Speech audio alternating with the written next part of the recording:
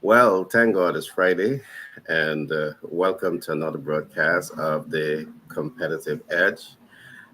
With me in studio, there's no stranger. We have Paul, who is a financial expert.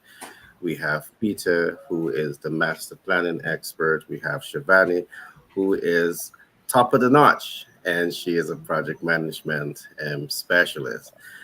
Today, we will be doing a deep dive into what is leadership mindset. And of course, leadership is relevant to every aspect of life. Because if you're alive and you're not leading the best quality of life, perhaps some of the things that we're going to say to you uh, relates to you and it may help you to adopt and master and apply yourself with the right leadership style to possibly achieve more in all aspects of your life. So again, it is the competitive edge. And if you're in business, this is a platform that you should be listening to. And if you want to get into business or want to achieve more in life, this definitely is the platform that you should be listening to. So I want to encourage you to call a friend, tell a friend that a competitive edge is on. We are broadcasting across multiple social media platforms. And again, this program comes to you with the kind compliments of Global Capital Inc., Pitch Deck 101 LLC, and 10X B&M LLC out of New York. With that being said, I want to ask my team to give a short introduction about themselves. I'm going to start with Peter. Okay, small introduction. All right. So, to our listening audience, glad to have you joining us this morning, whether it is in our live program or later on. Good morning, good afternoon, good night, wherever you are across this globe. All right. My name is Peter Richard Gus Scott Sr., and I am. We do an operation, Legacy Chronicles Publishing, where we empower individuals to transform their professional story, their professional expertise and life story into books, courses, seminars, conferences, digital documentations that can be distributed, and even create a business structure around that. And we do that because we do understand that individuals and the world in which we're living has become quite competitive, where even machines and the technology is competing with the human contribution for the development of society. But when we can look at who we are, what we have been, what we have developed through our expertise and our gifts through life, we can transport that to solutions that will empower our community. And we encourage individuals, in order to do that proficiently, we encourage individuals to develop a master plan that will guide their efforts for legacy development and for impacting their culture, their community, their society, and most definitely their posterity. So that's me in a nutshell. You're going to have a blast. If you're a pastor, ministry leader, entrepreneur, or a career professional, this is the place for you. All right, thanks for that share, Peter. I'll now come to Paul. Paul, can you give us a short introduction about yourself? Good morning, everybody. Good morning, Gary, Peter, and Shivani. My name is Paul from Patriot Business Finance Consultants. To make a long story short, we can help you with every aspect of business financing. Uh, Equipment financing, real estate financing, factoring, purchase order financing. You may not have heard of those, but they apply to you if you're a manufacturer or if you provide goods or services. And we're here to help any credit, any industry, any state. And thank you. Thank you, everybody. All right, thanks again for that share, Paul. Shivani, all to you. Tell us a little bit about yourself. So persons who might be viewing for the first time, they now know who is Shivani. Thanks, Gary. So, very short, Shavani Sinarain. Wherever there's a project, I want to be there. Project management can assist everyone in every single aspect of their life, whether professional or personal. My story is because of project management, I was able to, and I'm still able to evolve in many, many different directions. Facilities management came out or is really because of project management, my project management experience, technology, IT, all comes out of being a project manager. So project management all the way. Thanks, Gary. All right, thanks. Thanks for that share, Shivani. Now, in the event that you're asking yourself, who is Gary Thompson? Well, I wear many hats, but the one that I talk about a lot is our last book. Myself and my two kids, we have written a beautiful book titled Master the Sales Communication Process. And what is so unique about a master the sales communication process? It really helps you to understand sales in terms of art and sales in terms of science. And we believe that once you understand the art of sale and the science of sale, it puts you in a much better position to achieve your sales objective. And who does this relate to? If you're in business and you do not have a strong sales department, you don't have sales communication professionals with your business, I'm telling you this, by default, your business is going to fail. So this book is as relevant to everyone who has a business and possibly to those who wants to get into the sales communication field and those who wants to achieve more. It's a beautiful book. So I encourage persons to go to the bestsellerportal.org, navigate to products.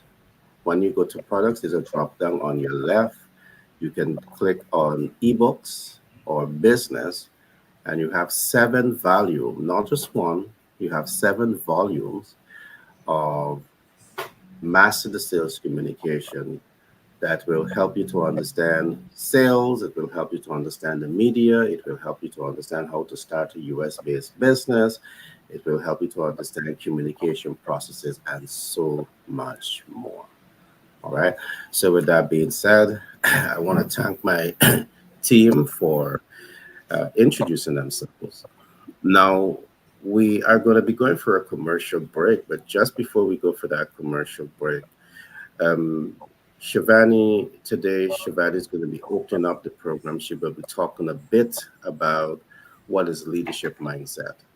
So, Shivani, I just want to ask you, just before we go for that break, is to give us some synopsis of your interpretation of leadership mindset. And when we come back, we will start with you and you will do that deep dive into what it is. So, can you tell us a little bit about your definitions of leadership mindset?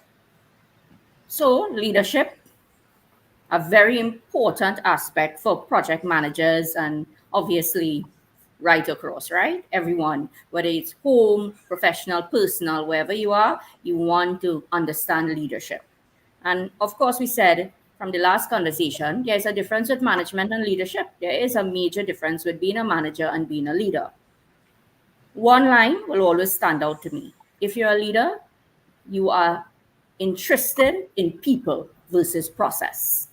So leadership for me is all about people and less about process.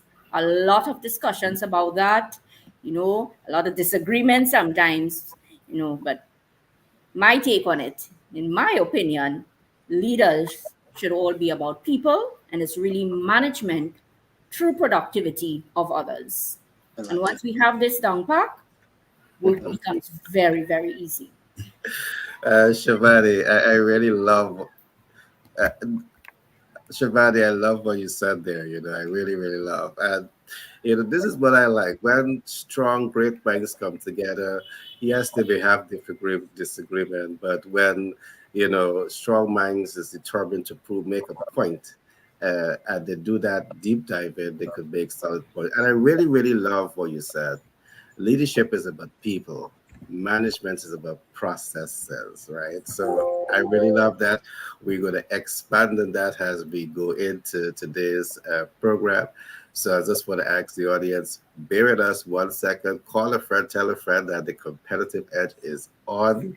And just listen, you're going to be getting a lot of competitive edge data that will help you to attain your competitive edge in business and in life. We will be right back. The High Net Worth Investor's Guide, where art meets science. Explore tools, processes, and systems that empower you to accelerate your journey to a seven-figure business. Access smart funding solutions for 6 and 7-figure enterprises. Harness capital for multiple income streams. Master the art and science of debt mitigation to build wealth faster.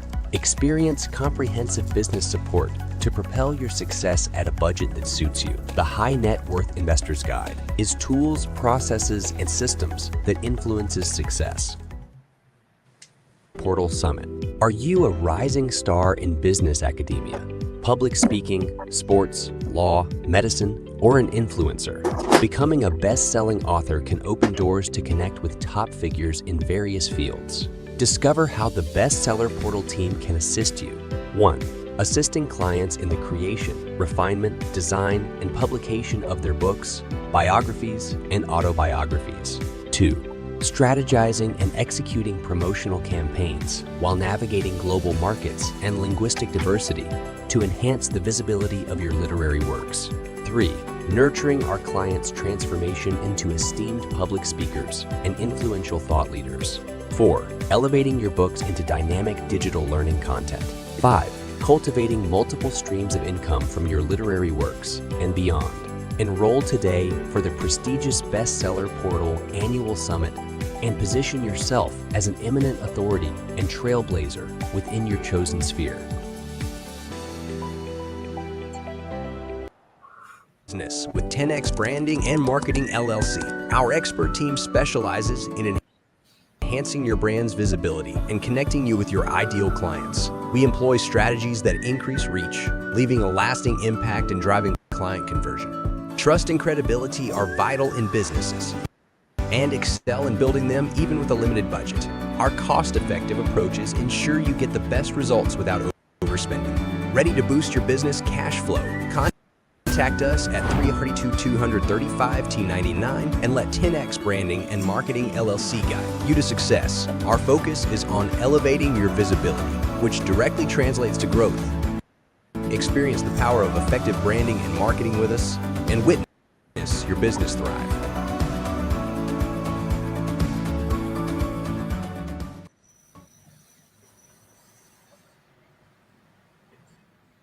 Okay, welcome back.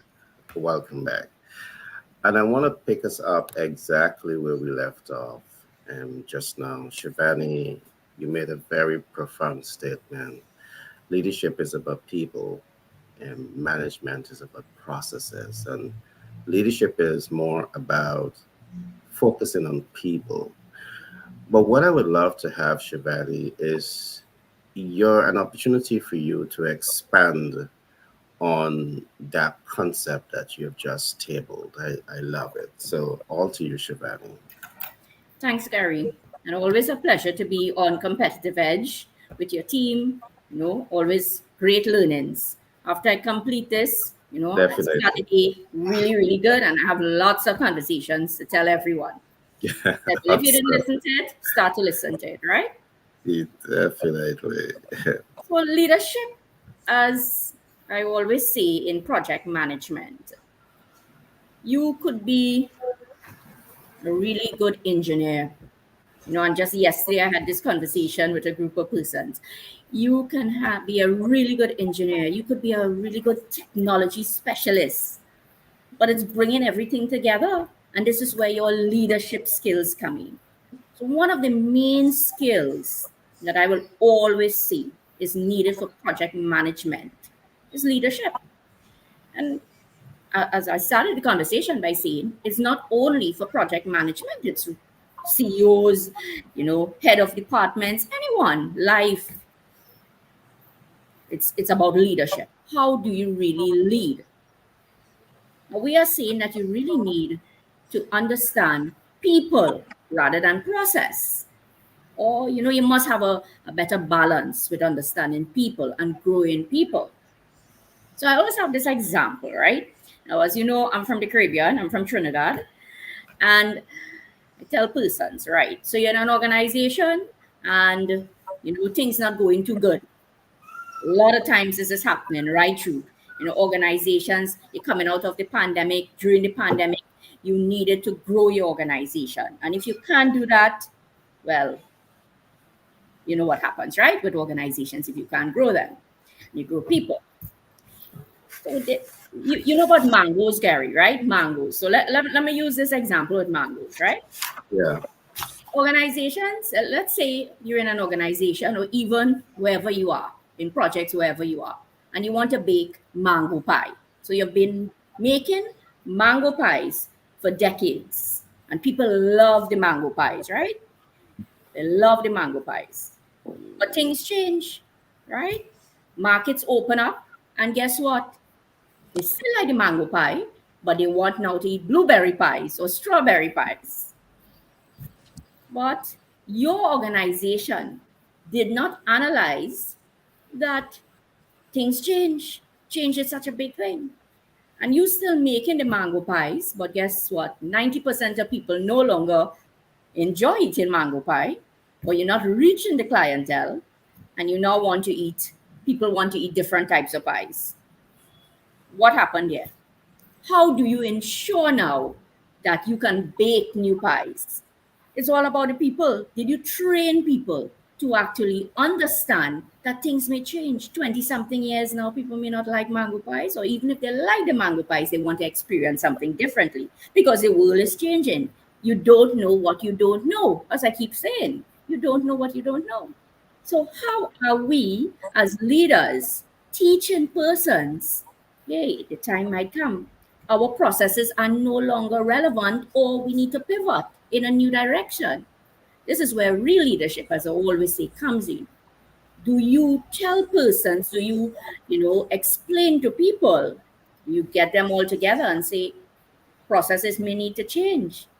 But even though you are saying processes need to change, who got to change the processes? You must have people, you must be able to develop the persons for this. So leadership comes back all the time to the development of people. Now, how do you develop them? One line I would say again, it's developing a learning mindset.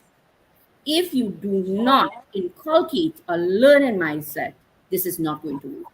So, the first aspect for me in leadership is cultivating and empowering people that they want to learn something. Because think about it, Gary. I may be baking mango, as I said, baking these pies, and I think that's the best thing. But nobody taught me that there are other things that I could learn to bake. So I keep doing the same over and over. I believe that's the best, but that may not be the best because nobody has instilled that in me. Learning mindset.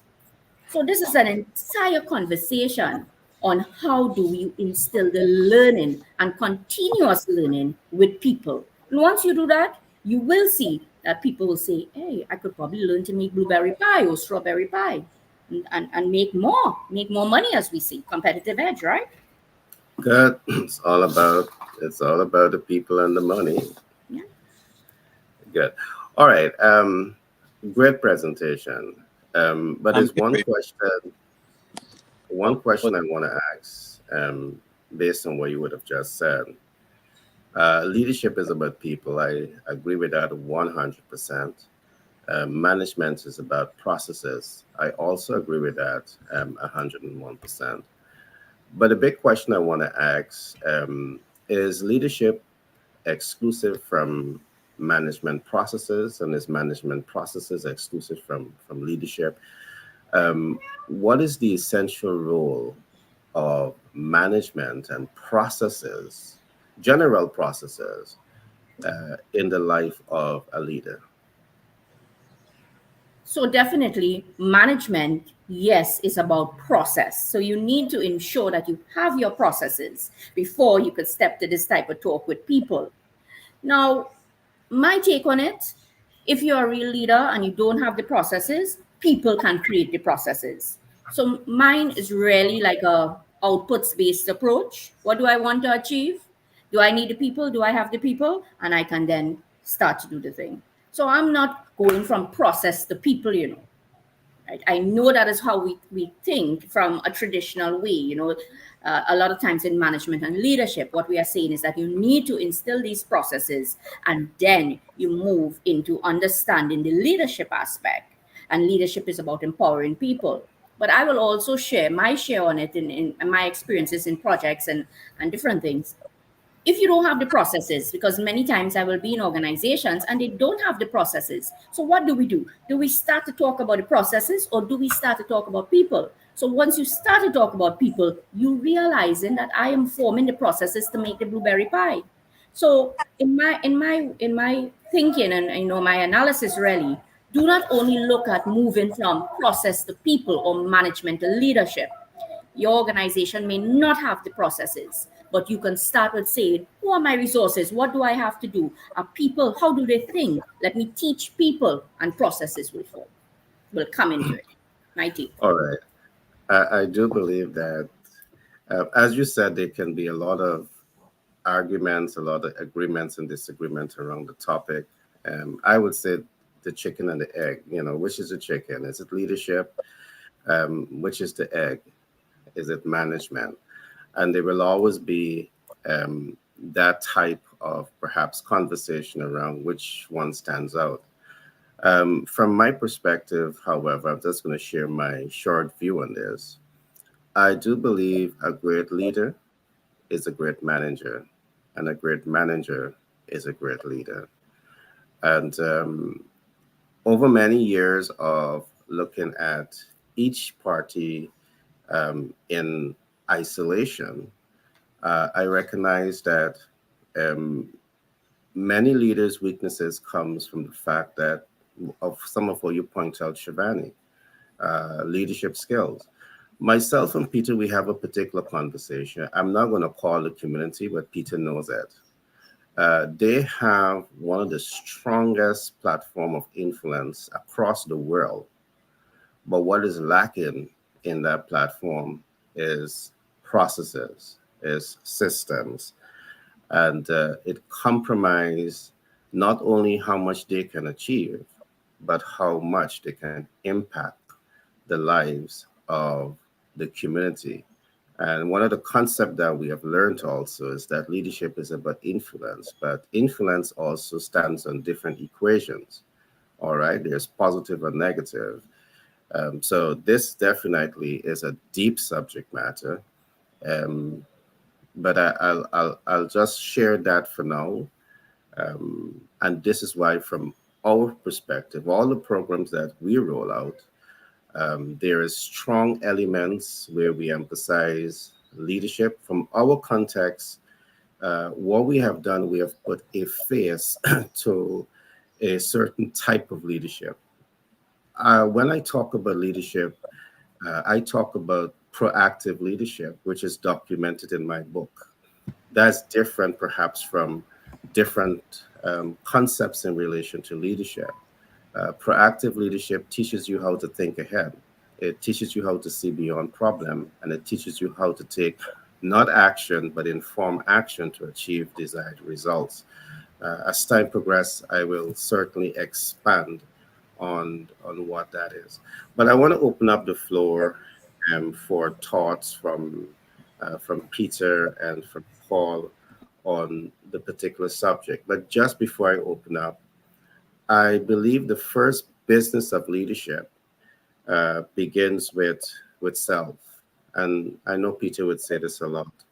Is the quality of relationship that you're building with yourself, and what exactly does that look like? I will go deeper into that to examine that. So, to help our listening audience to really understand how leadership applies to self and what it really looks like when it applies to self, and then we're going to go apply to the organization and apply to the customer, and we can expand on that in so many different ways. Over to you, Peter. Paul. All right.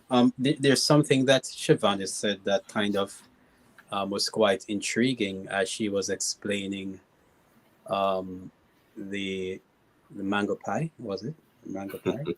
Mango pie and the mongoose. Because the, I the, guess mongoose like the mango pie, right? the essence of when she speaks about leadership as to be taking care of or caring for people, you're taking care of people, while management is really the process. And I tend to agree with that to a large degree. Um, and I also it also reminds me of a Chinese proverb that says, if you want 1 year of success, you grow grains. If you want 10 years of success, you grow trees. If you want 100 years of success, you grow people. And that, in essence, and Gary, you alluded somewhat to this, where you mentioned about this community, this grow community, this community that, and I don't think we can be bashful in saying what that community is. It is the Christian community. It is the Christian community that has so much influence where the world is concerned, and have a belief that the source of their power, so to speak, is the one that rules the entire universe. Yet still, this group of people is very poor in the way how they articulate, the way how they manage the resources that are afforded them. And if I now should just use Dr. Miles Monroe in his trainings and his deliberation over the time when the late Dr. Miles Monroe, over the time that he has been alive, he tend to stress a lot on leadership. And I do not think we have, I think we have a lot of good managers, if I should go alongside what Shivani says, because people tend to focus on this needs to be here, the process of how things ought to be arranged, all things ought to be placed in its correct order. But a lot of even where corporate life is concerned, a lot of process is managed for great corporations. When we think about the great the 21st century and the rise of the corporate structures around the world, and what they have accomplished, multi billions and trillions of dollars now. But look at the state of the world. Look at the state of the environment. Look at the life as it is. Yet still we are managing so much resources. But what is lacking is the empathy for people, and that is why I tend to lean toward what Shivani was saying a while ago. But if I should even kind of bring it to my topic, where mastery is concerned, and how do we maintain or get to that place where we are going in the right direction, if I should say. Leadership starts, and you alluded to this earlier, Gary, that all leadership starts with the self, with the individual. Leadership it's the question that I ask: where am I going? Leadership has to do with somebody standing in front, but not necessarily standing in front of other people. Standing in front meaning that I take responsibility for who I am, what I'm about, my mission, my purpose, where I am going through life. But a lot of issues can come out because a lot of people do not know where they're going. So a lot of the crisis that we see in our world today is individuals don't know where they're going and they're trying to navigate their way, and then they bring people, they're leading people, and Jesus says that the blind can't lead the blind. So the world in which we're living today is chaotic because of there is misguidedness where the personal leadership is concerned. Because when I know, let me close with this, when I know where I'm going, then I will know who to follow and who I will bring or attract around me that will enhance where I'm going faster. That's my point for now.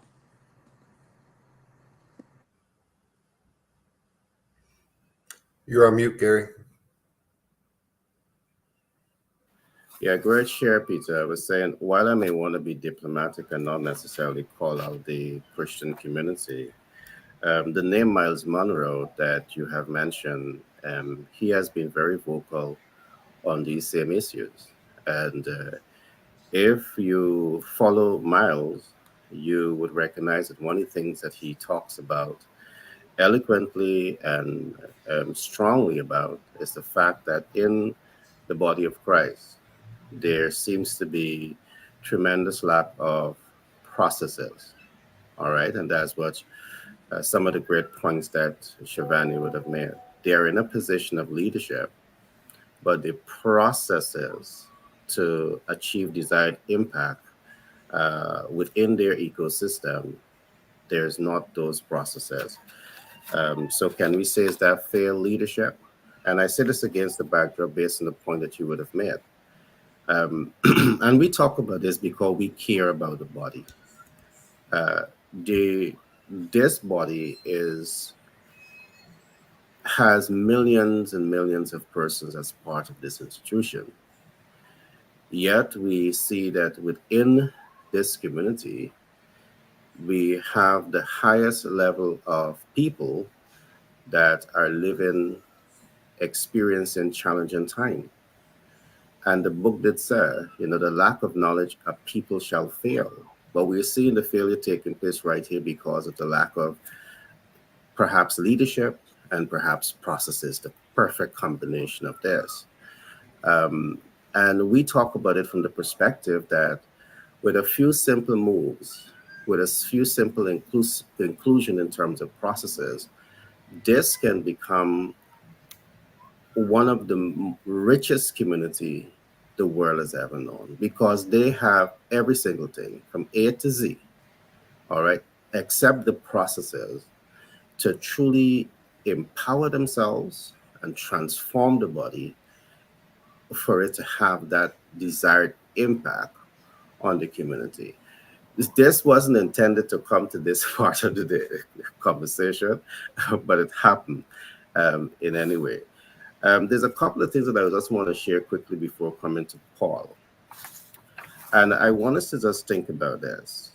Um, I believe that leadership begins with self, the quality of relationship that you're having with yourself. All right, is about people, and it should begin with you.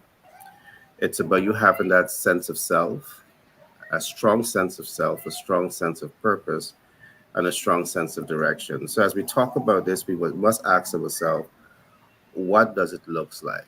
Having that relationship with self, what does it looks like and what does it means? Because sometimes we say these things, but it's, to the listening audience, it's an abstract terminology. It's not clear enough, you know. So when we say leadership with self, how clear can we make it so they can understand it? I believe leadership to yourself is a commitment to yourself. And that brings us back to having a master plan. What does that master plan looks like? All right. It relates to your daily habits and yourself. What are your daily habits and how consistent are you towards focusing on you? Do you have a sustainable game plan of self development and self expansion? This is about the self. It's about you first of all. And I believe that if when you do a good job in these areas, it also brings you to the point where we talk about wealth acquisition. Because as you focus on your master plan for self, uh, you want to start thinking about these things, wealth acquisition. You want to start thinking perhaps about early retirement. You want to start thinking about how can I be a philanthropy? How can I be a nurturer of, of good things in life? And the thing about all that we're talking about, nothing is set in goal. Nothing is cast in goal because every one of us, we have our own expectations. And it's for us to understand when we are sitting to talk about leadership and how it applies to us, as Shivani would have said in previous programs, it's about finding the unique you and building out a framework, a quality of life that truly reflects you. And it's how you adopt the right leadership style and the right processes, all right, to help you to come closer and closer towards the things that you want to accomplish. So that's just a little share. Um, Paul, I want to open up to you. I would definitely love to have your thoughts. I know, yes, you're the financial specialist, but I know you have years of experience in dealing with some of the issues that we are talking about. And I would love to have your take. Leadership, management, people, processes. Thank you, Gary. This is a very interesting subject. Uh, I agree with everything that Shivani said. Not one word that I disagree with. And I disagree, and I agree with you also, just on one point that I disagree. So you said great managers are great leaders, and great leaders are great managers. I've Should ex- be. should Should be. be. I'm saying that they should be. Okay. Okay. Yeah, All right. I And agree. Go ahead. I'm sorry. no, no, no, no. You make your point. Go right ahead. Okay. Well, I agree with you that they should be, but we all know that they all are not, because I've experienced the opposite. Um, Servant leader versus the leader standing on top of the mountain looking down at his people and commanding them. That's a big difference. Leaders care about their people, and leaders who don't care about their people, they're not leaders. I've seen leaders who don't care about their people. Personal experience at the police department. I've known sergeants and lieutenants who I loved, and I knew that they cared, and they were great managers. They did everything. There was nothing that they did. They did everything well, correct, and right, and they always made sure it was right at the end of the day. I've seen others who only cared about themselves. They pretended that they cared. They acted like they cared, but they totally weren't. Now, either of those can be an okay manager. It's Being a manager is following the process, following the tasks, checking off the boxes, making sure this was handled. You did this. Everybody can be a good manager, but you can be a good, even a great manager and a horrible leader because you have no people skills, no empathy, no concern. You don't care how those people feel at the end of the day. Um, I love the mango pie story, by the way, Shivani. That's excellent. I never had a mango pie. I think I might like to try that. I think mangoes are good. Okay. Yeah, in every walk of life, leadership is needed. And it's very important when you are, what's important all the time. You're leading yourself, you're leading an organization.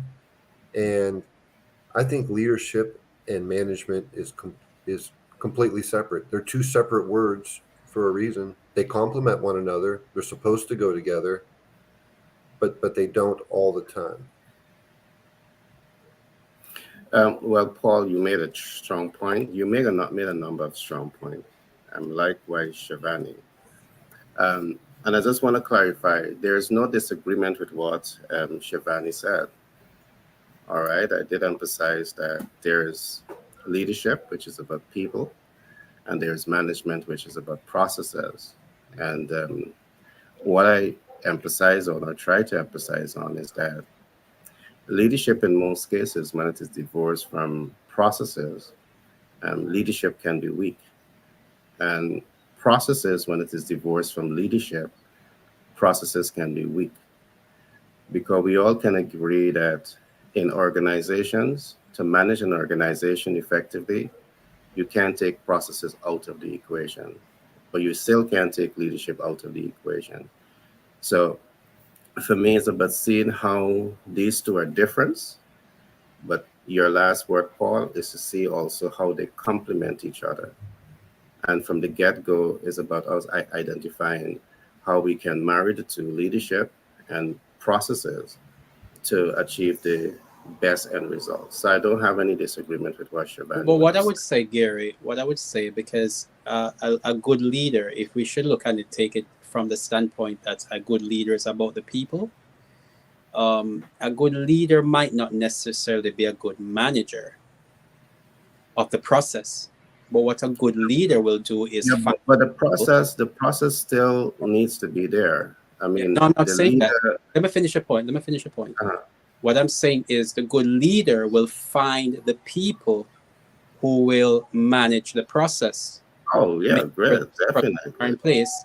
And Mm, his role is to make sure that those people are okay. And once his focus is the people, finding the right people, and then he care for the people and allow the people to manage the processes.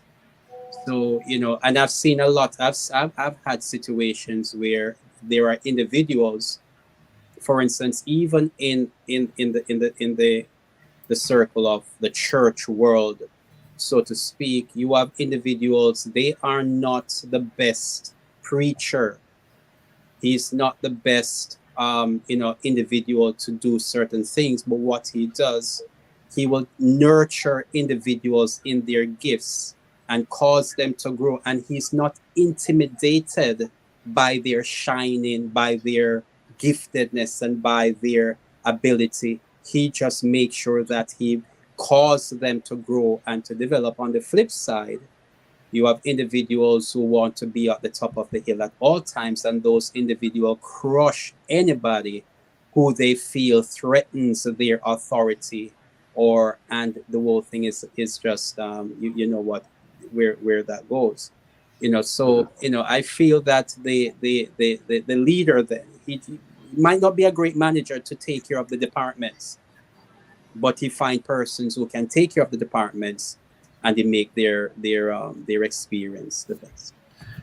Yeah, just before I bring in Shivani, you're perfectly correct with that. And that's why we talk about organization structure.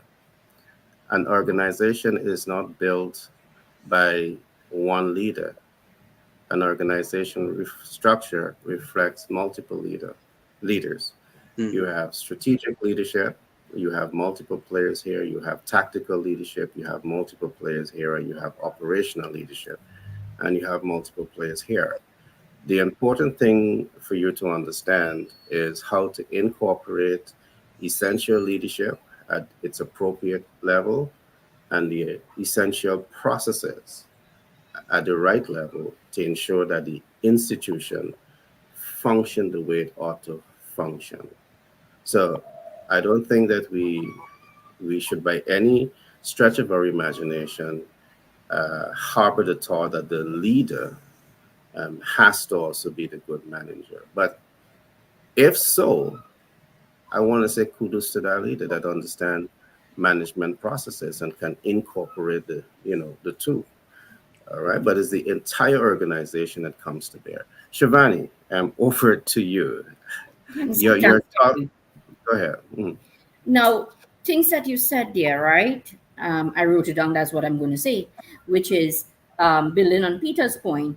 Sometimes a leader doesn't have to be, a good manager, but a leader is somebody who needs to be able to talk about people and being able to bring everything together and know who to find.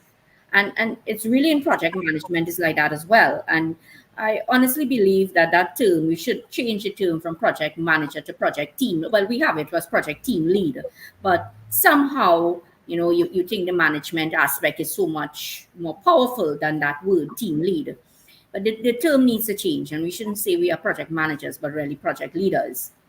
And make it so, building on your point, a leader is really more more strategic. And whereas I look at the managers being more tactical. So I myself, when persons get to know me in different environments, they'll say, but Shivani, you really more about strategic thinking. I'm able to see the big picture. Mhm. Yes, I could understand the processes. I'm not saying no at all. You need processes, as all of us are saying here.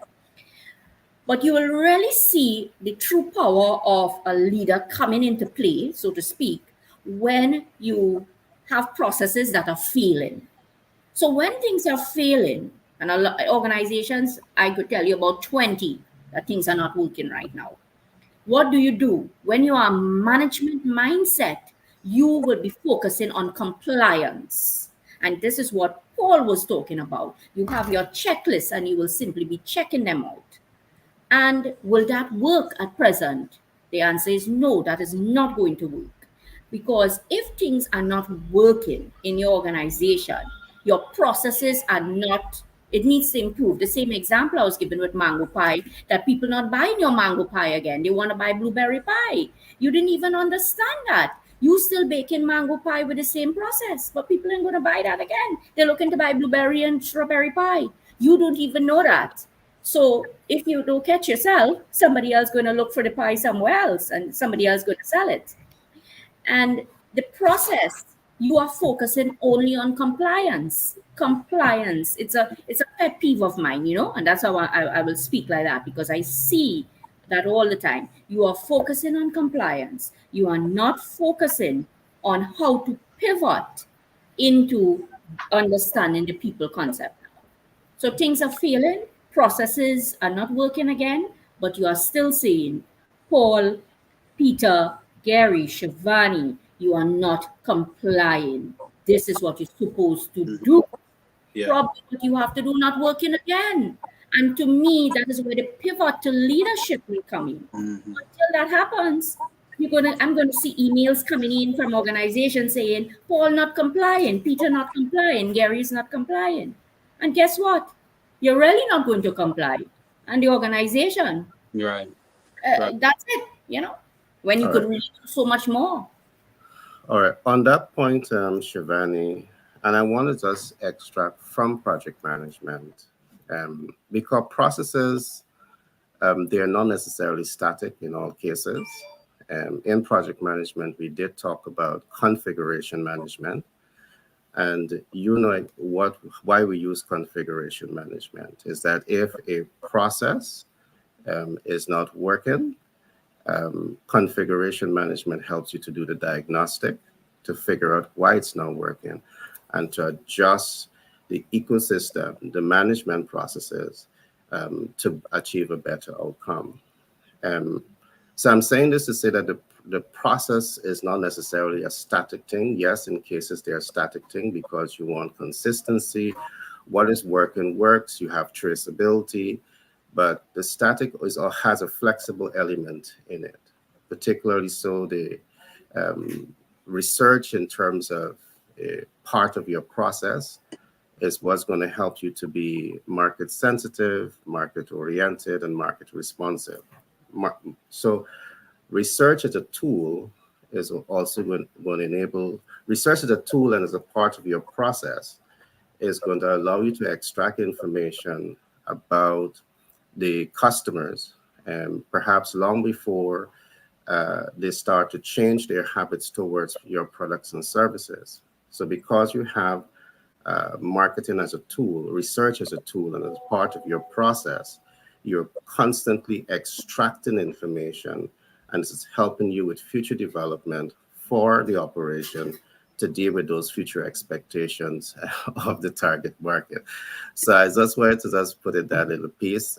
But I do agree in the absence of processes being expansive and having the right processes, those that are fixed and those that are flexible, the organization itself and leadership can appear to be somewhat weak.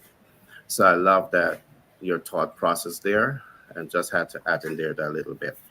If I could throw in another piece to that as well, the distinction, just to underline the distinction, as you were speaking, leadership is about vision. where we're going. Mhm. The leader might not know how we're going to get there, but he knows where we're going, the direction. So now he's going to get managers to know, okay, for us to get there, what are we going to take? We're going to take a plane, we're going to take a boat. What are the terrains? What does the terrain require? And he just makes sure he's like the navigator, make sure that we're going in the direction that the purpose is being served in going to that direction. Then the managers now is the one, because as Shivani was saying, that the managers, they are constantly looking at, whether it is a bus or a car or a train, that we are, and they sometimes become fixed. And I hear what you're saying about, the having that research process, and I think that is a leadership quality, that is essential, to always have that research information always coming in. as But part of your process. as part of the process, that's a leadership, because he knows where he's going, so he ensures that that process is there. But a manager at heart, his concern is that this is what is given to him, and he just want to make sure that it is Yeah. done. Mhm. Without he might not even be, and if he doesn't have a good leadership uh, acumens, around him, he just want to make sure, we said that it is car, and he doesn't realize that, guess what, you're by the river now. It's a river. The car can't go in the water. So he will not, but he just, so, those are in an, why is our world, then we look at it, why is our world in such a crazy mess as it is right now? Look at the resources. It's not leaders, it's managers. Why do you build a factory and then take all the pollutant from the factory and pour it into the river? Because you don't have a vision to understand, if you destroy the river, then you're going to if you mess this part up, destroy the river, then you're going to destroy the agriculture. You're destroying the livelihood, the lifestyle of the people who depend on the river. But a manager just know that they want to hit their financial goal for what was set out. So when we look at those kind of distinctions, which is better, it both needs each other. uh, but there's a clear distinction between the two. Yeah, there's no argument about that. Um, and on the point, I do believe that we cannot divorce the human element from management. I would often say on this program that to understand management is to understand management processes. And the manager has a very dynamic role to play. It begins with the manager knowing how to set objective and organize resources to achieve the objective. The manager has a role to play in, communicating with and motivating a team. That sub leadership comes in there. A manager has a responsibility to organizing resources to achieve the objective. So a manager is not necessarily in all cases just compliant, because they have a responsibility to think, to use their prefrontal cortex, their executive motor skills, to see what is going wrong and to also adjust the game plan towards achieving the end results that you want. That's the whole objective of management. There's five essential tenets to look at. So I don't want us to hit management, perhaps in terms of dumping in the sea and pollutants that can be blatant disregard for aquatic life, and perhaps how that's going to come back to affect humanity. So the human element in leadership can be polluted. The human element in management can be polluted. And I do believe that when the human element becomes polluted, it makes both leadership and management looks very, very, very bad. And I believe that you would have said it earlier on, Peter, or it was Shabani, the humanity in leadership I believe sometimes it is taken, it moves out of the equation. And I really love that Shivani would have begun by, talking about leadership is about people. And you add something else to there. Leadership is about vision. And what I want us to do is to attempt here to combine the two: leadership and people, leadership and vision. Shivani, in your context, Right. when you say leadership is about people, can you help us to better understand uh, the depths of your thinking when you say it's about people, and perhaps incorporate what Peter would have said? It's about your vision also for people. Does it take into consideration, not only attracted my staff, but how do I sustain the interests of my workforce, my team, for the long term? And what should my game plan look like to help me as a leader to accomplish that? Can we look at that a little bit? So, really, really great stuff here, and totally 150% and more. That leadership is a lot about vision. Do you have the vision? Do you understand the direction that you want your organization to move to? Now, yes, we are saying that management needs to have that, right? Management needs to have that. But I just want to take you back.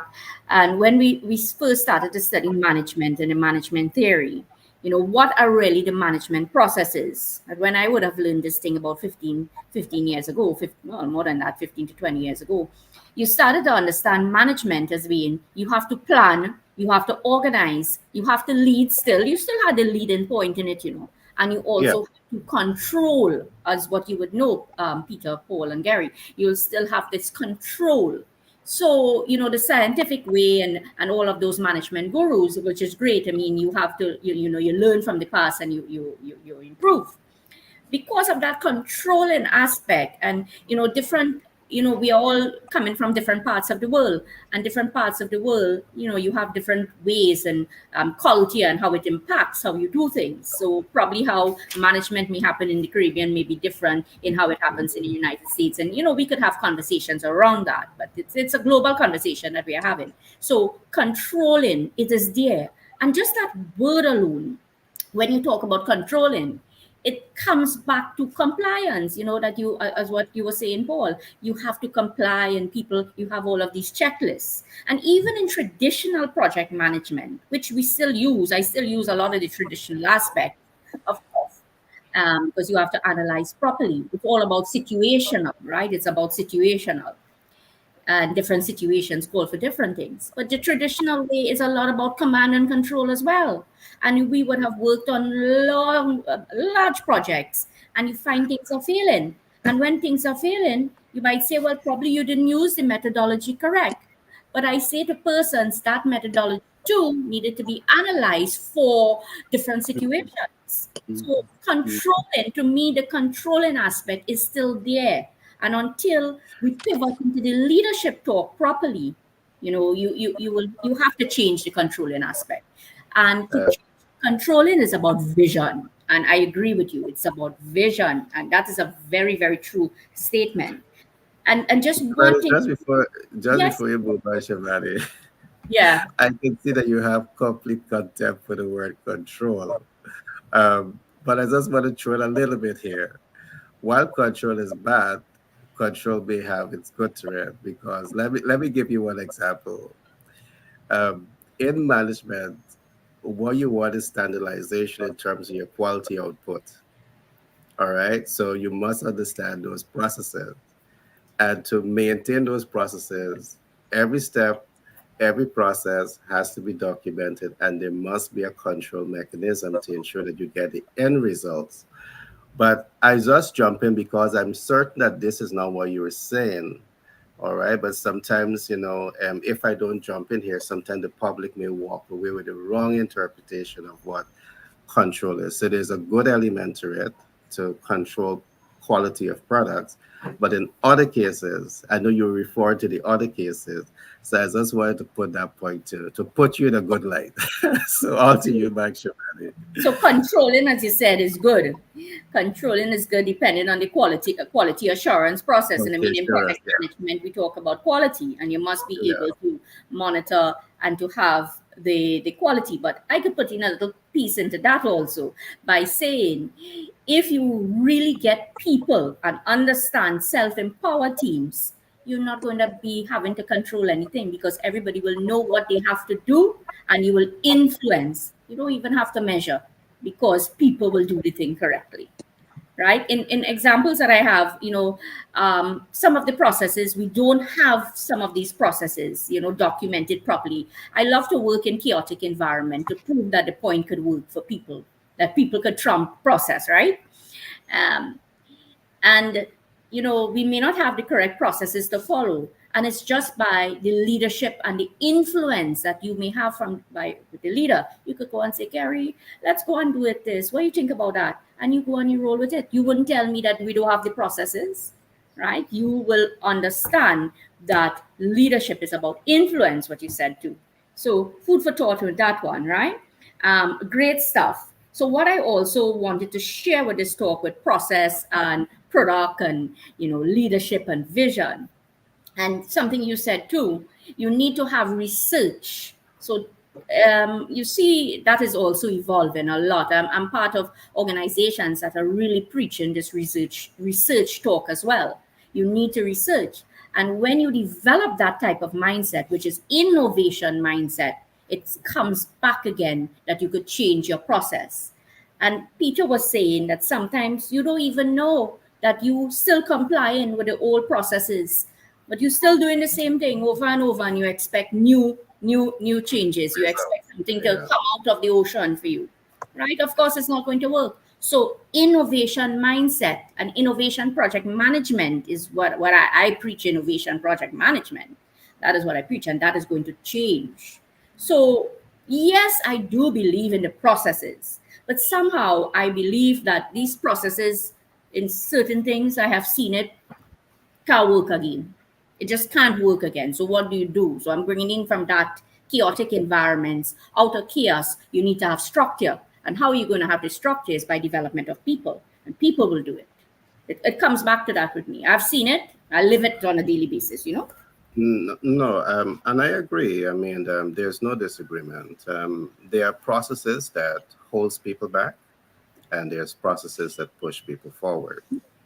And as you talk, and I look at interpreting things the way you were saying it, you make me laugh because if I have to say what I want to say, it's going to put, we have global processes that are not working for the collective good of Yeah. people. Yep. All right. And there's a lot of examples out there to reference what you're talking about. And definitely there's a need for change management there, change processes to be applied there. So, of course, this is a very dynamic conversation, and I do believe and I do trust that our listening audience is getting some cutting edge way in looking at business, at life. And, they have a lot to take out here and to carry back to their institution. And remember, on this platform, we have a lot of independent thinkers. We may not necessarily agree with each other in every way, but if you're a student of academics, you would always learn that also there are advantages and there are disadvantages. Not because, Paul may say this and he have strong feelings about it, and I disagree. It means that Paul is wrong. It doesn't necessarily mean that I'm wrong neither. Because what we have learned also that there are many pathways to achieve a common end results. So food for thoughts. But I'm going to open up the floor. Love your points, Shivani. Love your strengths. I really, really, really love it. your way of thinking. I think in every organization we need some dynamism, some independent thought processes, some new way of thinking. I like what you said, the innovation project management, and we need a lot of that.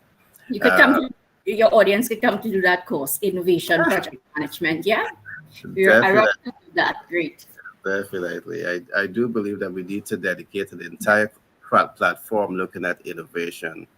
You know, innovation is taking place, I believe, among the 1%, because perhaps they're socialized into thinking that way, but perhaps we can have lots of conversation around innovation, lots of conversation around projects and and research, and how research can help projects to become more innovative. So there's a lot for us to go into to really help businesses and people to attain and master their competitive edge. Peter, Paul, what are your thoughts? Well, I'm taking it all in. I love gaining information like this. I love being on this show. And, this is I talk off the top of my head. This is exactly what this subject is making me think about. When I was a kid, and I still like these things, World War II was fascinating to me. Vietnam was fascinating to me. I couldn't believe what people did, what they went through, how rough it was. But in almost every war movie, you got this scenario at some time in that 2 hours. You'll have a really bad situation, and all the soldiers, when there's the new officer that comes up, he's inexperienced. He's an officer, he's in charge, he's inexperienced, but he's the leader. And all these soldiers, they've been there for a year, 2 years. In World War II, they were there for the whole run. If you came there in 1942, you didn't leave until 45, 46 or beyond. So they're all there, they're experienced, but all of a sudden you've got a new lieutenant who's leading them through this dangerous situation. He's trying to do it by the book. They're telling him, no, no, no, we can't do this. And he says, we've got to do this. And he's like almost even reading the manual.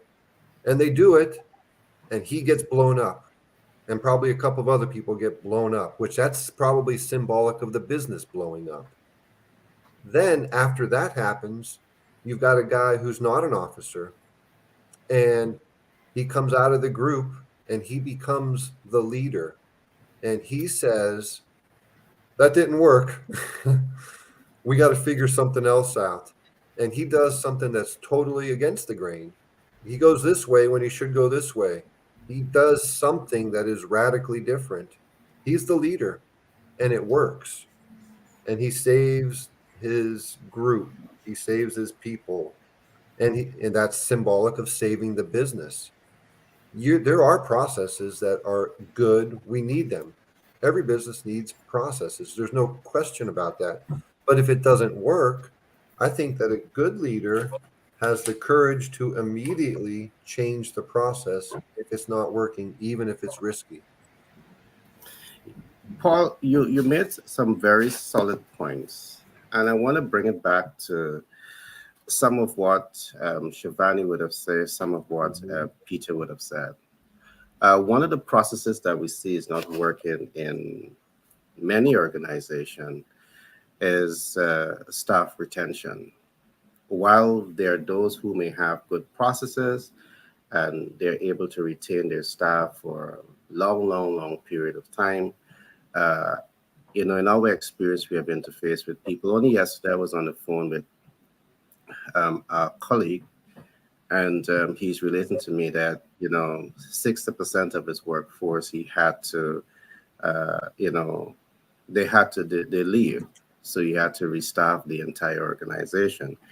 And I mentioned to him what we were talking about processes.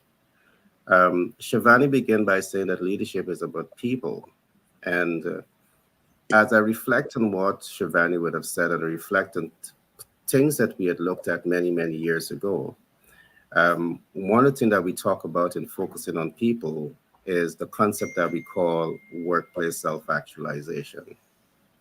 Because workplace self-actualization is you as the leader really asking yourself, is there a way that I can help my workforce to self-actualize? And to self-actualize means is to reach their peak performance, to reach their potential. We know that we all can never reach our top performance, but at least you set the organization up, the leadership aspect of it, to focus on people and how to help them to self-actualize. Do you think that this is a missing element in today's leadership and human resource development? That desire to want to help people to reach their full potential? What is your take on this, Shivani, Paul, Peter? Shivani, with you. Let's start with you. You're mute. You're mute, Shivani. Definitely self actualization. I believe in that totally. Self actualization. You know, those theories of management that we would have known from long time now. Yeah, It's very long relevant time. still. Mm, It's very, very relevant. Maslow hierarchy is what you're talking about. Self yeah, actualization. How do you move people to self actualize? Now, I have seen sometimes well, I have to say management, right? You know, maybe doing this wrong in the sense that you want to self actualize people, but you needed to move them in different phases. They have not moved. How could you self actualize someone and they still have the basic need for food and shelter? They have not received that. So you could send them on 100 different courses, and that is not going to make any sense to them because, Mhm. hey, basic need for food and shelter, I can't pay my family, you know, I can't survive. So I need to think about that as well. And this, you see, that concept comes back into knowing your people. You have to seek to understand people first, and then people will understand you. You know, and I'm sure Peter, you know, coming from, you know, your church and stuff, that's what you will talk about. Seek to understand first, and then people will understand you. So self-actualization, how do you get people to self-actualize? It comes back again, know your people. Do you have a 5 to 10 year plan? So recently I came up with this same conversation with my team, your 5 to 10 year plan, and saying, well, where do you want? What do you want to achieve? Do you have a 1 year goal? Do you have a 2 year, 3 year? Of course, I'm dealing within an environment that I'm trying to do. So how do you get people like that? Learning and development of persons. How do you develop this learning and development mindset? And I'll just throw it into the mix then. To get people to self-actualize, you need to develop an experimentation. You know, let people say it's all right. Let's just try this. Just try it and let's see how it works. And then it may not work, no problem. Feel free, and you test in, so you are able to do a developmental thinking for persons, and you can grow people. You know, and yes, you want to make them grow, yes, but it's just not setting them to a course and say, hey, go and do something by Peter, go do something by Shivani, go do something by Gary. No, it does not only operate like that. You have to understand who they are and what will grow. That is missing. That is missing. That is missing in organizations, I have seen. all right. That's a great point. And Shivani, in support of some of the things that you would have said, we have researched the Maslow theory. We have developed what we call the blanket workplace self-actualization thesis. And of course, we found some weaknesses in the Maslow thesis. At the right time, we'll talk about it. But when we look at the Maslow thesis, and for Maslow is what we call the as a social psychologist, perhaps one of the world's greatest psychologists on human development. As we look at that thesis, what we see happens a lot, and this come back to some of the points that you were making. You may have processes, and the processes is designed to apply universally within the organization. And when it comes to human resource management, very often that universal process is not necessarily applicable to everyone, particularly when we start to look at culture and the concept of self-actualization, because any effort to help people to reach their full potential must take into consideration who they are. A question Peter will ask, their culture, and the processes, the systems to help them to reach that stage of development. It has to reflect where they are, where they want to go. because not everyone in the organization wants to go the same place. And if your process, the HR process, is not looking at that, Peter is laughing. You have some challenges there.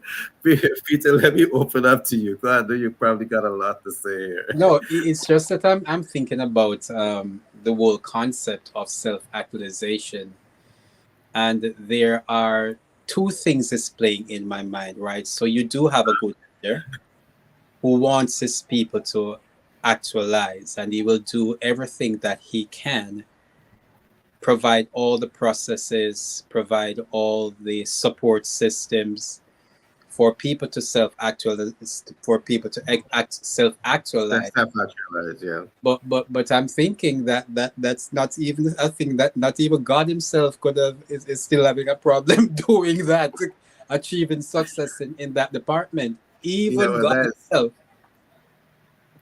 is but having. that's a great point, Peter. That's a great point, Peter. And it plays back to what Shivani is saying. Perhaps that's why Shivani has the bias for leadership and not so much a bias for processes, because processes, in her view, has undermined human development. Right. Am I wrong here, Shivani?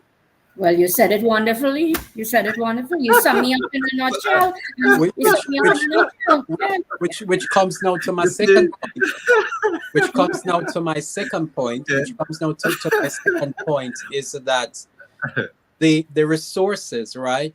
We have to understand that the world was created for people, not people for the world. So if we're going to really succeed at self-actualization of our staff, of our family, and even of ourselves as individuals, because sometimes we can be the harshest we are when it comes to caring for ourselves. We have to understand that what we are doing, because a father will, I'm going to make the money, I'm going to make the money, and he doesn't go to the graduation. He didn't go to the go see the child doing the when they were their play. He doesn't participate into the day by day things that makes the child feel worthwhile.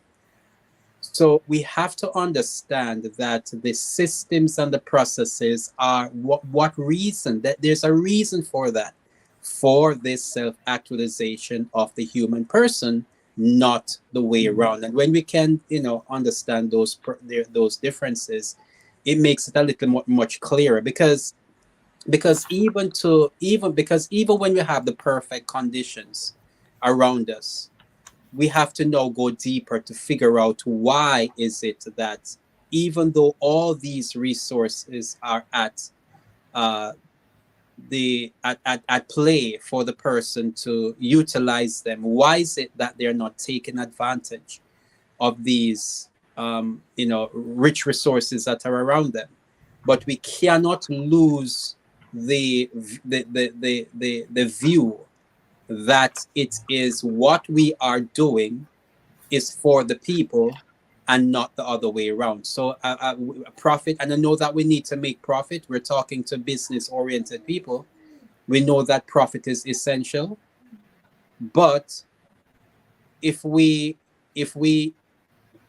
can destabilize an entire nation when we remove the jobs for the sake of making a profit, and we export the jobs to some other place that is going to make a better profit margin for the entity.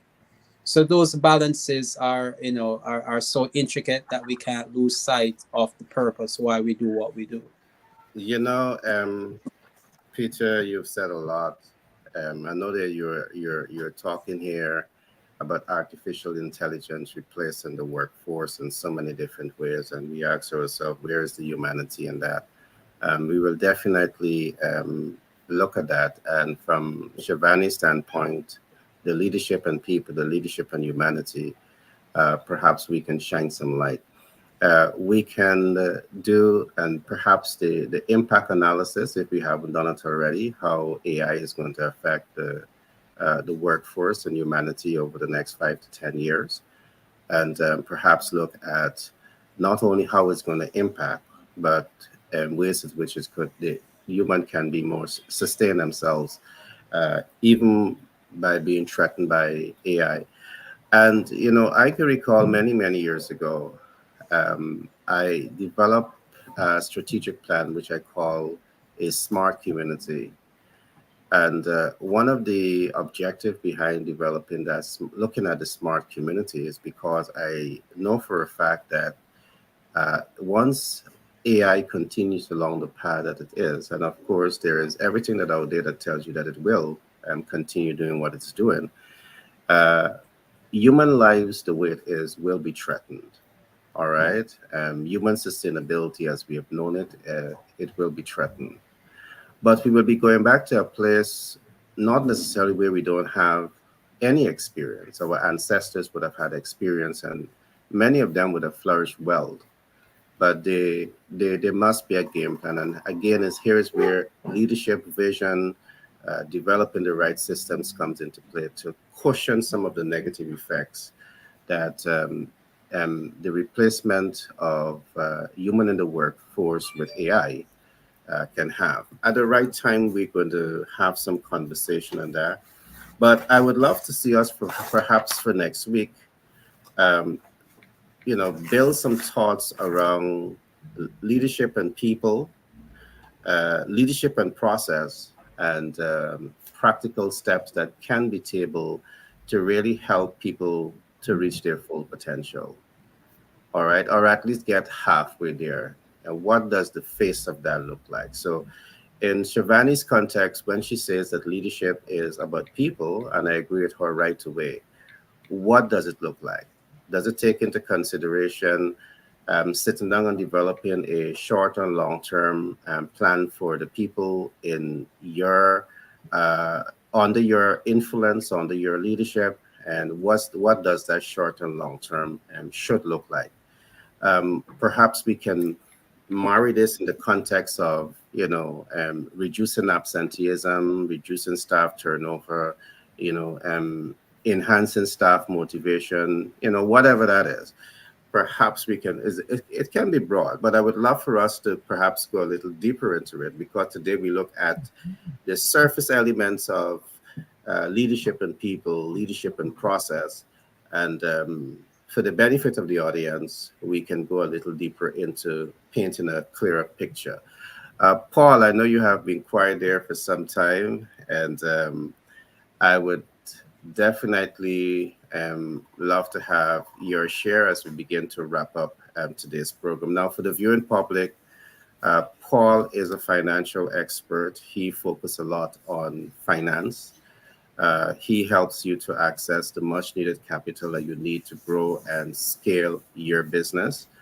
And he deals with multiple financial instruments. I'm just saying this for the listening audience to understand the dynamic people that we have here today. Shivani is a project management specialist, and she really lives and breathes project management. And from all indication, listening to her, my diagnostic of her personality, or part of her personality, is that she have a tremendous love for people, particularly when she emphasized leadership and people. And when I mentioned the term self-actualization, how she come alive, it tells me that her heart is with people. And that's the kind of leaders that you have here that truly cares about people. We have also Peter. Peter always talk about the importance of having your master plan. According to Peter, you're not living unless you have your master plan, because your master plan is what really helps you to get a sense of direction, all right, a sense of purpose. With that being said, I want to ask each party to give us your closing thoughts. Today was a very dynamic topic, leadership mindset. It's absolutely necessary in every aspect of our lives, and personal, family, community, business. It's absolutely necessary. And I would love to have your thoughts. And I'll start with Peter, then I'll come to Paul, and I'll have Shivani. Shivani start us today, and then we'll ask her to end us today. Thank you. Peter. If I should go back to a point that you made about even the advancement in technology and understanding that life is created for the human person, and how do we navigate, ensuring that we do not um, put life or use life at the disenfranchisement of the human person. But um, technology, I do find, and in my area of helping people to understand their personal resources, um, technology is always going to increase speedily. So, but what we do find is that technology also levels the playing field, because there's a time when technology was not as advanced, and it was the corporation who could afford a certain technological advancement within their parameters. As technology advanced, what the playing field has brought is that an individual in their basement now has the same access to the corporate structures of our world. So, what I like to inform individuals as we are seeking to have our community to enter into self actualization is to bring them to the point to understand that they should not be threatened by the advances that is happening, but to be informed, to understand how they can now utilize all these technologies. Look at this right now. You and I are here sitting. I'm here looking at my cell phone, and all three of us are distance so many thousands, even miles away from each other, and we are operating like when I was a child. We have the national television station in the country where I lived, and we revere these individuals that we saw on the box as if they were the celebrity of the day. Now, anybody can do this, can leverage these resources and act like these celebrities back in the 70s and early 80s. So, what am I saying? My focus really is to help individuals to understand now they have the power. They are empowered in such a way where they do not have to be threatened by technology. But now, if they can understand their personal leadership, and that is where we started out, if we can now take charge of the resources that we do have, not what we don't have, but what we do have. And what do we have? We may not have what other people don't, we see out there, but what do we have? We have experiences. We have expertise that we were trained. Life has given us a certain amount of training. Those individuals in the professional field, not just the fact that they are just one in the number of so many other professionals, no, but their individual perspective on the same thing that is taught to so many other individuals is unique. And if they learn to capture that, package that, and put it in a unique form, there is somebody who will be willing to learn from from those individuals. And this is why we talk about personal life development plan. This is why we ask individuals to have a vision about their personal life and the uniqueness of their experience in how, and that there was a problem. They were sent on a mission when they were placed in this field. They were sent on a mission to solve a particular problem. There are numerous people that are waiting for them with those problems to solve. And what we assist individuals to do is to write that plan and then package it into a document we call Legacy Chronicles, so that they now can be that person. They can self-actualize and impact the community in a very powerful way. Thanks for that share, Peter. I'm going to now come to Paul. Paul, to you, Paul. You're mute, Paul. You're mute. There we go. Okay. Yeah. What I've learned from this conversation today is it boils down to personal leadership. That builds the best leaders. and managers. You can have a person who's put into the position of a leader or a manager and they don't fit, or they could do a lot better, like 100% better. So it starts with personal leadership. We're taught that by our parents, we're taught that by mentors, and self actualization. Um, it could go so many different ways. It's so many people in this world, there's levels of leaders. But the best leaders care about their people. They want their people to self actualize and not be a robot and just listen. A real leader wants feedback. A real leader recognizes that he might not be right all the time, or he might have made a misjudgment. He might be tired or personal things, whatever. But a real leader wants the people that he's leading to speak up and say, "What about this? Let's consider this. Maybe we could do it this way and get a better outcome." And I believe that same thing for managers. Managers should want that. But going back to reality, with such a big world and billions of people in this world, you have leaders who discourage that, actively discourage it. Don't tell me what to do. I'm the leader. Well, I don't think you're a leader. If you have that thought, then you're not a leader. You've got the title, but you don't have the credentials. All right, Paul, as you made your presentation, I took away a couple of things, and the one that really stuck with me is when you said that leaders are not always right, and you're right. And as I reflect on that statement, many years ago I've written a book titled "Self Application um, Best Practices," and I would always say, as a leader, you just need to get things done. Just do it. You may be wrong in some of the things that you're doing, some of the things that you believe in, but in the interest of good leadership, when you recognize that you're wrong, don't be afraid to acknowledge it publicly to say that I was wrong. Mhm. I do believe that sometimes when we acknowledge our weakness, particularly so publicly, it is shown as a sign of weakness.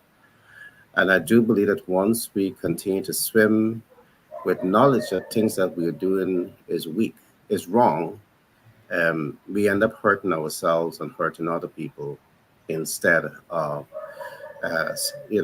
plugging things where things should be plugged and just moving on. All right. So as a leader, you're not going to be right all the time, and that's quite okay.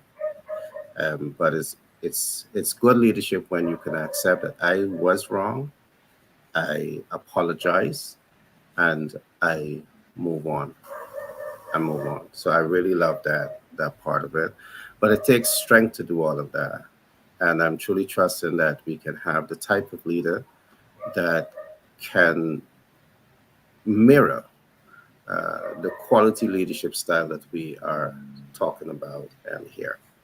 Again, for the listening audience across the world, and because we are broadcasting across multiple social media platforms, um, I want to thank you for taking the time to being a part of the competitive edge.